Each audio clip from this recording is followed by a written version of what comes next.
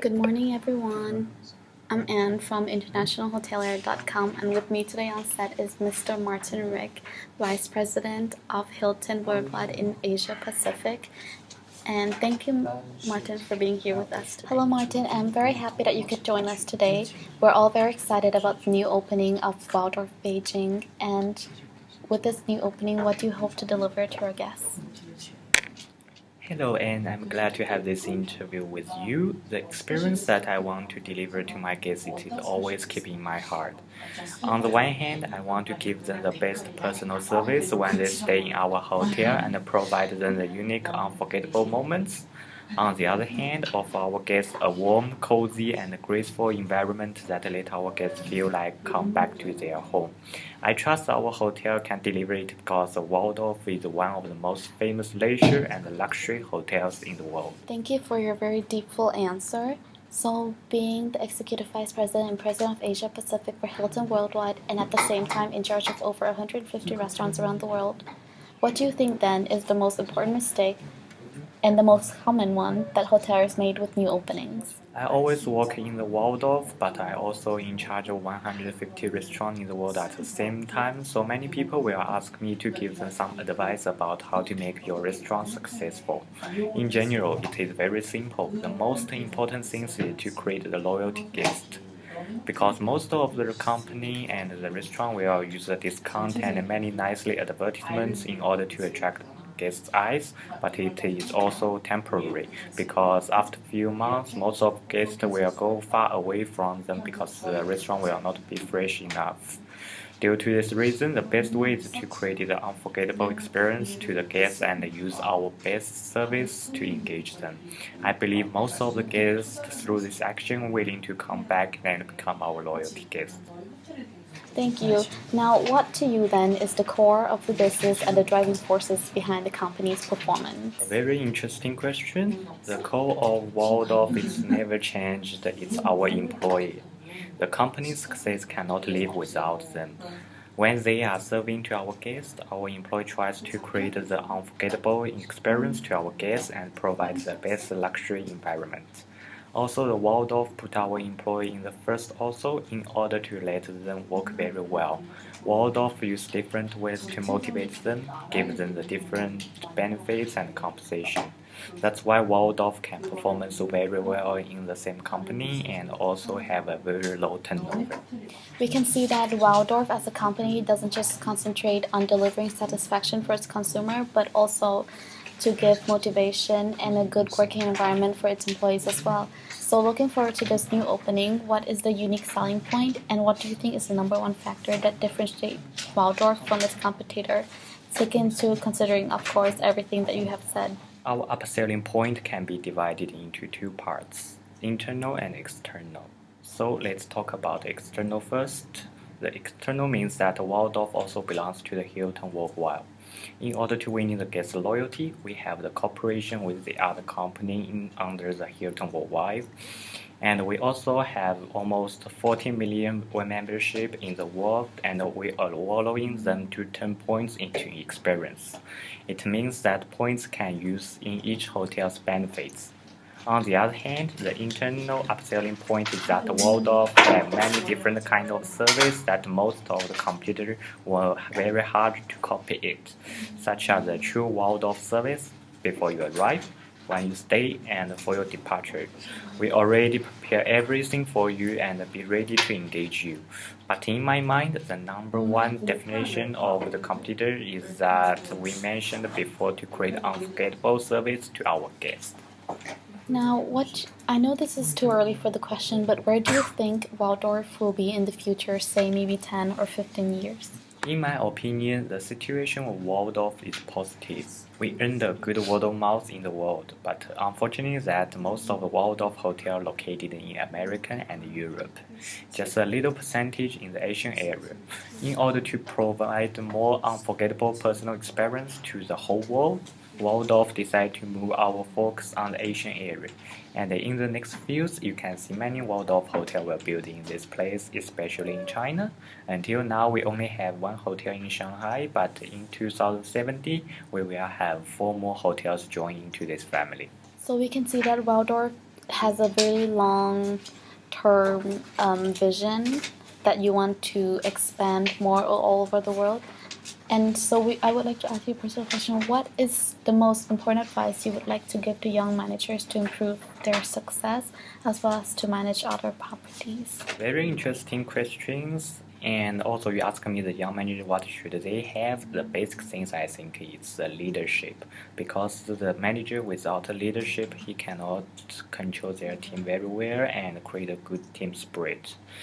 Expect that build your unique competitive advantage, and when the guests come to your company, give them the unforgettable experience and the best personal service, let them feeling at home. At the same time, try to use this chance to create more loyal guests, and it's good for your hotel or your company's revenue. Last but not least, engage your employees is very necessary also. Try to motivate them will improve your whole company's quality of service. I believe that if the manager can focus on these elements, it can help them to improve their probability of success. So thank you, Mr. Martin, for all your insights and thoughts on the industry as a whole and on Waldorf in general. And I would like to hope and wish you success in your career as well as Waldorf's new opening. Thank you.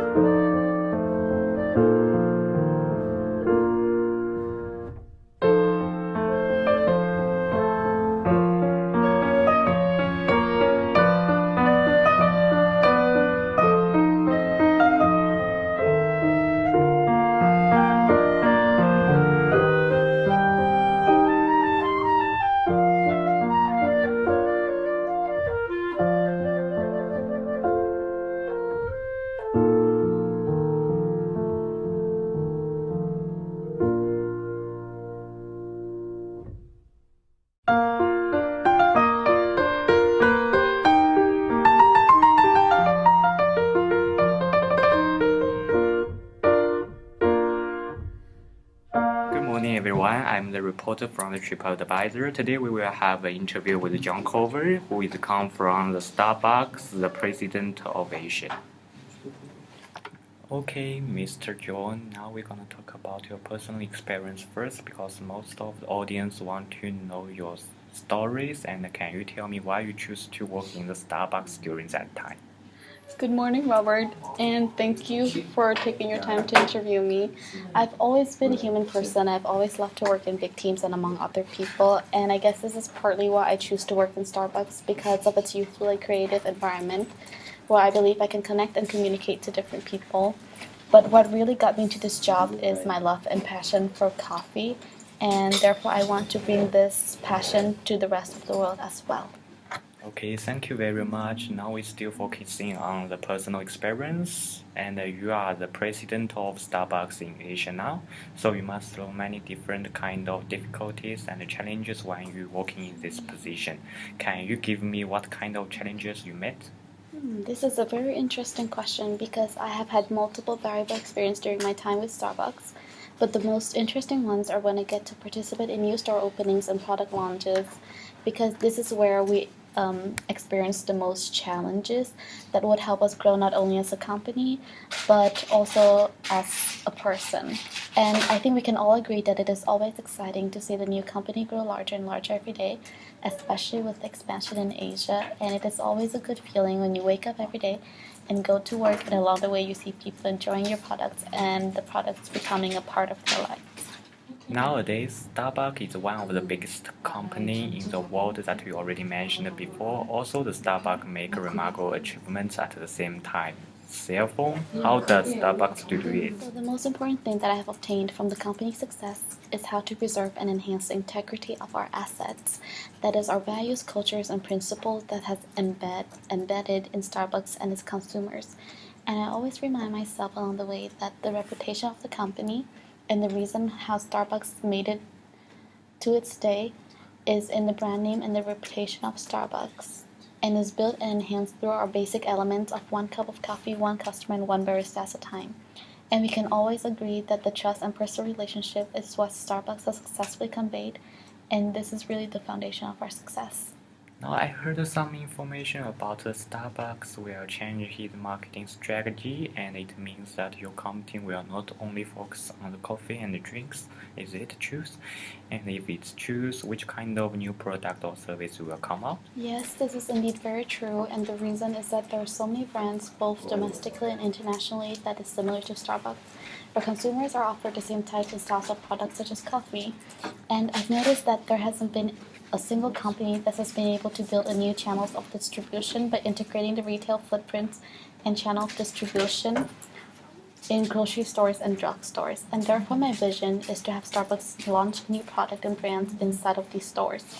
So therefore our new VIA Instant Coffee, which is a $24 billion global category that has not been tapped into over the past 50 years and with no growth. And because of this, we believe that VIA can really connect emotionally to our consumers, giving them and linking them to the Starbucks traditional that we already have. During this time, many coffee shops are growing now, so the Starbucks will face too many competition challenges. Due to this reason, which kind of competition advantage the Starbucks have it compared to the other companies? I'm very happy that you touched on the social media issue because personally I think for me this is what Starbucks is best at. So whether you're creating a brand, building one, or running a big one, everyone should understand that social media has becoming more and more influential in the last decades. And what Starbucks did is to create a field where consumers feel that they're opting in and that they're sharing of information, which is basically what everyone is doing right now. Our success therefore lies in the understanding of how to create the opportunity for people to feel pride, a sense of discovery, and that there's information can be shared between whom they care about. And this, I believe, is how the word spread for Starbucks. Everybody knows that Starbucks are very well known because of its coffee, and it was the biggest company that we already mentioned. Of course, the company's success cannot do without people's support in this society. So does Starbucks take some actions to give some feedbacks to them? I am extremely happy that you asked this question because Starbucks, the brand, the success, and the name all goes down to our core, the culture, and our people. And we wouldn't be here today without the members of this gigantic family. And so at Starbucks, we link the shareholder values with the value for our employees. And we recently launched a new program where we provide free college education to our employees because we believe that this will help them both personally and professionally. And we think that this will really benefit them in the future, even after Starbucks. Thank you to take this interview with me, and I appreciate. And I hope in the future you and the Starbucks will have more success. Thank you. Thank you. Past the Sunset Strip, found the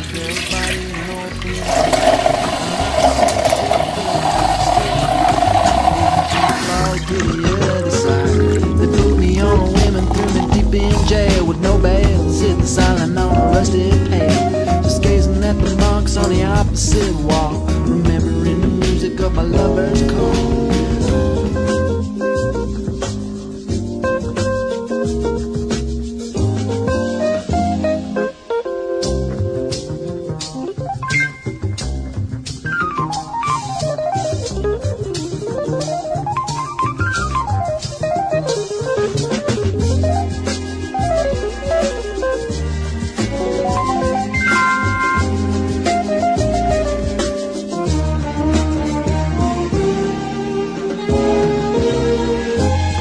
I love it at Starbucks. Come join me.